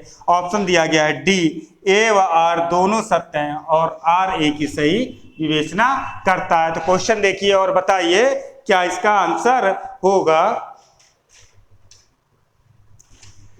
ए और आर दोनों सत्य है पर आर ए की सही विवेचना नहीं है। ऑप्शन ए जो है इसका करेक्ट आंसर है। नेक्स्ट क्वेश्चन देखते हैं। निम्न में धूल के कौन से घटक दमा पीड़ित रोगियों के लिए समस्या पैदा करते हैं। ऑप्शन ए नमी और कार्बन डाइऑक्साइड, ऑप्शन बी नमी और नाइट्रोजन गैस, ऑप्शन सी अकार्बनिक कण और पराग कण और ऑप्शन डी नमी और कार्बन कण। तो बताइए धूल में कौन से घटक का दमा पीड़ित रोगियों को समस्या पैदा करते हैं। ऑप्शन सी जो है इसका करेक्ट आंसर है। क्या है? अकार्बनिक कण और पराग कण भी हमें दमा पीड़ित रोगियों के लिए समस्या पैदा करते हैं। नेक्स्ट क्वेश्चन देखते हैं। पीएच संबंधित है ऑप्शन ए फास्फोरस आयन की सांद्रता से, ऑप्शन बी फास्फोरस और हाइड्रोजन आयन की सांद्रता से, ऑप्शन सी हाइड्रोजन आयन की सांद्रता से और ऑप्शन डी उपयुक्त में से कोई नहीं। क्वेश्चन देखिए और बताइए पीएच हमारा किससे संबंधित है? ये हाइड्रोजन आयन की सांद्रता से संबंधित है। ऑप्शन सी जो है इसका करेक्ट आंसर है। नेक्स्ट क्वेश्चन देखते हैं। पेट्रोल गैसोलीन मिश्रण है। ऑप्शन ए दिया गया हेक्सेन, हेप्टेन तथा ऑक्टेन का, ऑप्शन बी दिया गया बेंजीन, टॉलुइन तथा जाइलिन का, ऑप्शन सी दिया गया इथेन, प्रोपेन तथा ब्यूटेन का, और ऑप्शन डी दिया गया इथेन, एथिलीन तथा एसिटिलीन का। तो बताइए पेट्रोल गैसोलीन मिश्रण हमारा किसका है? हेक्सेन, हेप्टेन तथा ऑक्टेन का। ऑप्शन ए जो है इसका करेक्ट आंसर है। किसका है? हेक्सेन, हेप्टेन तथा ऑक्टेन का गैसोलीन मिश्रण है petrol. Option A correct answer. Next question देखते हैं। टेफ्लॉन है, option A polyvinyl chloride, option B polytetrafluoroethylene, option C polychloroprene और ऑप्शन डी पॉलीस्टीरीन। तो बताइए ये टेफ्लॉन है, ऑप्शन दिए गए हैं, क्या है? Teflon polytetrafluoroethylene. क्या है टेफ्लॉन? टेफ्लॉन है पॉलीटेट्राफ्लोरोएथिलीन। ऑप्शन बी जो है इसका करेक्ट आंसर है। नेक्स्ट क्वेश्चन की तरफ बढ़ते हैं। नेक्स्ट है हमारा अस्त होते सूर्य के लाल वर्णी का कारण है। ऑप्शन ए पृथ्वी के वायुमंडल में प्रकाश का अपवर्तन, ऑप्शन बी पृथ्वी के वायुमंडल में प्रकाश का परावर्तन, ऑप्शन सी पृथ्वी के वायुमंडल में प्रकाश का प्रकीर्णन और ऑप्शन डी पृथ्वी के वायुमंडल में प्रकाश का अवशोषण। क्वेश्चन का ऑप्शन देखिए और बताइए निम्नलिखित में से क्या इसका आंसर करेक्ट है। ये जो होता है सूर्य के लाल वर्ण का कारण क्या है? पृथ्वी के वायुमंडल में प्रकाश का प्रकीर्णन है। ऑप्शन सी जो है इसका करेक्ट आंसर है। नेक्स्ट क्वेश्चन की तरफ बढ़ते हैं। नेक्स्ट है हमारा यदि लाल रंग के किसी फूल के ऊपर एक वर्णी हरा रंग प्रकाश पड़ता है, लाल रंग के किसी एक फूल के ऊपर एक हरा वर्णी प्रकाश पड़ता है तो वह फूल दिखाई पड़ेगा। ऑप्शन ए हरे रंग का, ऑप्शन बी लाल रंग का, ऑप्शन सी काले रंग का और ऑप्शन डी पीले रंग का। तो बताइए ये प्रश्न है हमारा और ये आंसर दिए गए हैं। किस रंग का दिखाई पड़ेगा? काले रंग का। ऑप्शन सी जो है करेक्ट आंसर है। किसके ऊपर? लाल रंग के ऊपर अगर हम एक वर्णी हरा रंग प्रकाश पड़ता है, ठीक, तो हमारा क्या दिखाई देगा? काले रंग का। ऑप्शन सी करेक्ट आंसर है। नेक्स्ट क्वेश्चन देखते हैं। मानव आंख सर्वाधिक सुग्राही है। ऑप्शन ए लाल प्रकाश के लिए, ऑप्शन बी हरे प्रकाश के लिए, ऑप्शन सी नीले प्रकाश के लिए और ऑप्शन डी श्वेत प्रकाश के लिए। तो मानव आंख की बात कह रहा है, सर्वाधिक सुग्राही किसके लिए होती है? ऑप्शन देखिए और बताइए कब है, किसके लिए? ये हमारी जो है हरे प्रकाश के लिए होती है। ऑप्शन बी जो है करेक्ट आंसर है। नेक्स्ट क्वेश्चन की तरफ बढ़ते हैं। निम्नलिखित को सही क्रम से व्यवस्थित कीजिए। ऑप्शन ए जलियांवाला बाग नरसंहार, ऑप्शन बी द्वितीय सविनय अवज्ञा आंदोलन, ऑप्शन सी सूरत में कांग्रेस का विभाजन और ऑप्शन डी साइमन कमीशन का बहिष्कार। ऑप्शन ए दिया गया 3142, ऑप्शन बी दिया गया 1234, ऑप्शन सी दिया गया 4312 और ऑप्शन डी दिया गया 4321। तो क्वेश्चन देखिए और बताइए कब कौन सी घटना घटित हुई थी?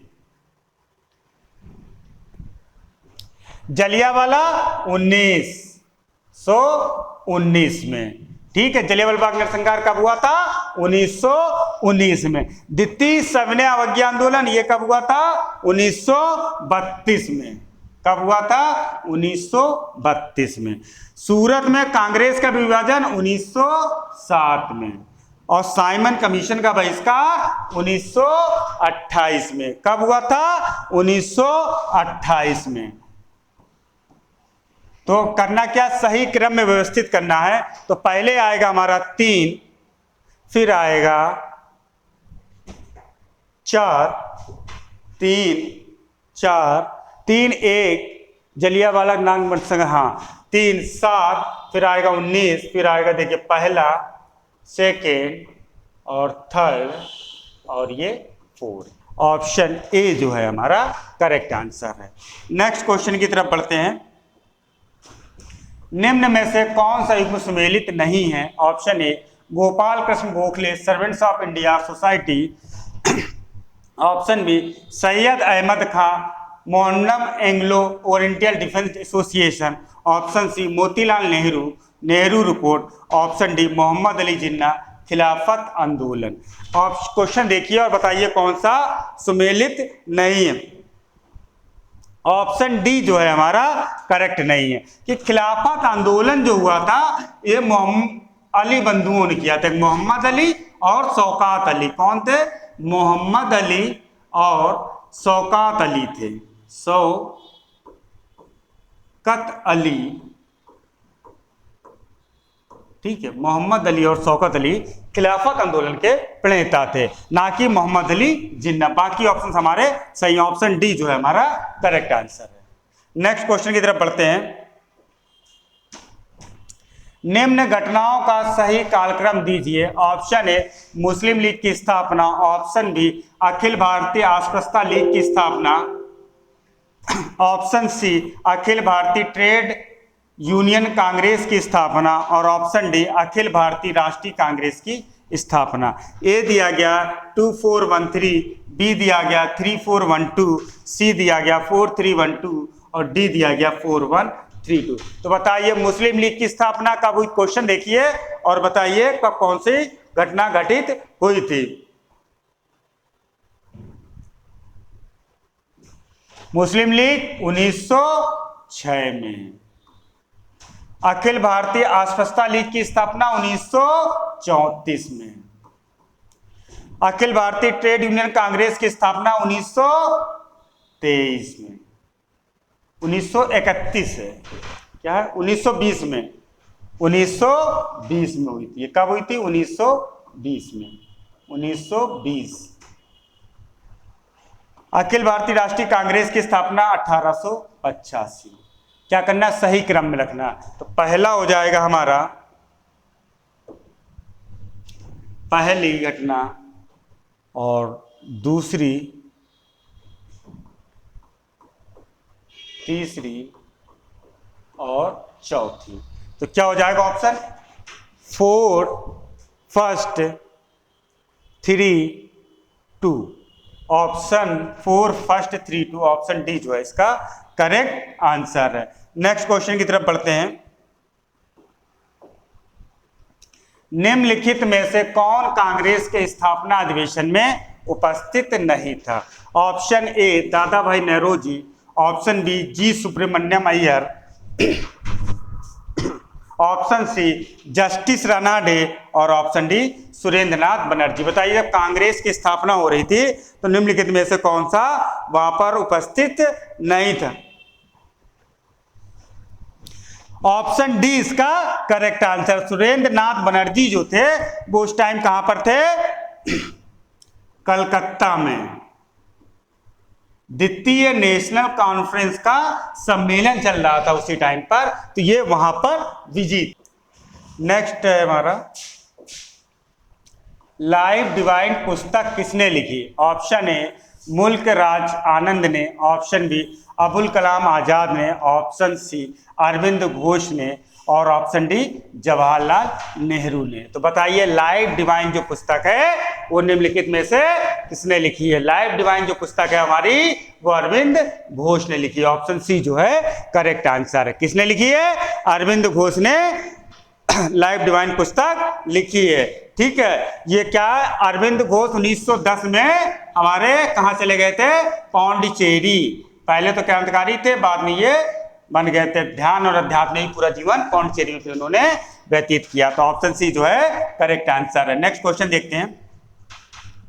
निम्न में से किस पुस्तक को बंगाल देशभक्ति की बाइबिल के नाम से जाना जाता? बहुत अच्छा प्रश्न है। बताइए ऑप्शन ए गीतांजलि को, ऑप्शन बी आनंद मठ को, ऑप्शन सी देवदास को और ऑप्शन डी गोरा को। तो किस बुक को बंगाल की बाइबिल के रूप में माना जाता है? किसको माना जाता है? आनंद मठ को। ऑप्शन बी जो है करेक्ट आंसर है। बंगाली देशभक्त की बाइबिल कहलाती है। ठीक है, किसने लिखी थी? बंकिम चंद्र चट्टोपाध्याय ने। किसने लिखी थी? बंकिम चंद्र चटर्जी ने। ठीक है, ऑप्शन बी जो है करेक्ट आंसर है। नेक्स्ट क्वेश्चन की तरफ बढ़ते हैं। सरलाबेन का मूल नाम क्या था? Option A Catherine Heilemann, option B Nightingale Florence, option C Annie Besant और ऑप्शन डी उपयुक्त में से कोई नहीं। तो सरलाबेन का नाम बताइए क्या था, सरला बहन का नाम जो था कैथरीन हेलीमैन था। ऑप्शन ए जो है इसका करेक्ट आंसर है। नेक्स्ट क्वेश्चन की तरफ बढ़ते हैं।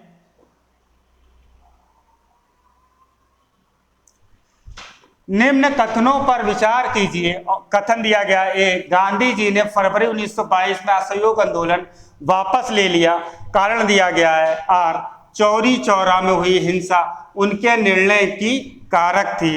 ए एवं आर दोनों ही सही हैं, पर आर ए की सही विवेचना नहीं है। बी, ए और आर दोनों सही हैं और आर ए की सही विवेचना है। ऑप्शन सी दिया गया ए गलत है पर आर सही है, और ऑप्शन डी दिया गया ए सही है पर आर गलत है। ये देखिए प्रश्न, और बताइए क्या इसका आंसर है। इसका आंसर है चौरी चौरा की हिंसा उसके निर्णय की कारक थी। हिंसा उसके निर्णय की कारक थी। ऑप्शन ए कारण तो हमारा ठीक है, गांधी ने फरवरी 1922 में आंदोलन वापस ले लिया था, ये भी सही है। ए और आर दोनों सही है और आर ए की सही विवेचना है। ऑप्शन बी जो है इसका करेक्ट आंसर है। नेक्स्ट क्वेश्चन देखते हैं। शांति निकेतन की स्थापना किसने की थी। ऑप्शन ए जवाहरलाल नेहरू ने, ऑप्शन बी बाल गंगाधर तिलक ने, ऑप्शन सी रविन्द्रनाथ टैगोर ने, और ऑप्शन डी मोहनदास करमचंद गांधी ने। शांति निकेतन की स्थापना किसने की थी, रविन्द्रनाथ टैगोर ने। अभी पहले ही एक प्रश्न में इसको डिस्कस किया था। ऑप्शन सी जो है इसका करेक्ट आंसर है। नेक्स्ट क्वेश्चन की तरफ बढ़ते हैं। निम्न में से किस एक्ट को जवाहरलाल नेहरू द्वारा दास्ता का चार्टर कहा गया था। बहुत अच्छा प्रश्न है। Option A government of India act 1919, option B government of India act 1935, option C regulating act 1773, option D Pitt's India act 1784। Question देखिए और बताइए निम्नलिखित में से कौन सा आंसर है इसका। देखिए ये तो है नहीं, ये तो है नहीं, ठीक है। अब इन दो ऑप्शनों में से है, ऑप्शन बी जो है हमारा करेक्ट आंसर है। एक्ट 35 को कहा था जवाहरलाल नेहरू ने कि दास्ता का चार्टर। इन्होंने इसको ऐसा एक्ट कहा था कि ऐसी गाड़ी है जिसके ब्रेक तो बहुत अच्छे हैं पर उसमें इंजन ही नहीं है, ठीक है। ऑप्शन बी जो है इसका करेक्ट आंसर है। नेक्स्ट क्वेश्चन देखते हैं। निम्नलिखित में से किस राष्ट्रवादी नेता को राजनीति में अतिवादी और सामाजिक विषयों पर रूढ़वादी बताया गया है। ऑप्शन ए बाल गंगाधर तिलक को, ऑप्शन बी गोपाल कृष्ण गोखले को, ऑप्शन सी लाला लाजपत राय को, और ऑप्शन डी मदन मोहन मालवीय को। तो बताइए निम्नलिखित में से किस नेता को ये बताया गया। ये नेता है हमारे बाल गंगाधर तिलक। ऑप्शन ए जो है इसका करेक्ट आंसर है। नेक्स्ट क्वेश्चन देखते हैं। नेक्स्ट क्वेश्चन है हमारा, सुमित्रानंदन पंत विख्यात हैं एक, ऑप्शन ए भक्तिवादी कवि के रूप में, ऑप्शन बी छायावादी कवि के रूप में, ऑप्शन सी प्रगतिवादी कवि के रूप में, और ऑप्शन डी वीर रस कवि के रूप में। तो बताइए सुमित्रानंदन पंत विख्यात हैं किसके लिए। ऑप्शन बी इसका करेक्ट आंसर है, छायावादी कवि के रूप में। किसके लिए विख्यात हैं, छायावादी कवि के रूप में। ये थे आज के बहुत ही महत्वपूर्ण प्रश्न जो एग्जाम के टेस्ट से लग रहे हैं कि मोस्ट प्रोबेबिलिटी है इनकी आने की, ठीक है। ये कोई प्रश्न पहले भी रिपीट हो चुके हैं और कई लगातार आ भी रहे हैं। अभी जो रिसेंट में जो पेपर हुआ उनमें भी ये प्रश्न आए हुए हैं। तो अब आपको केवल रिवीजन करना है, जितना अधिक आप रिवीजन करोगे उतना ही फायदा मिलेगा एग्जाम में। तो थैंक यू फॉर वॉचिंग। मिलते हैं फिर नेक्स्ट वीडियो में रिवीजन बैच में। Thanks for watching.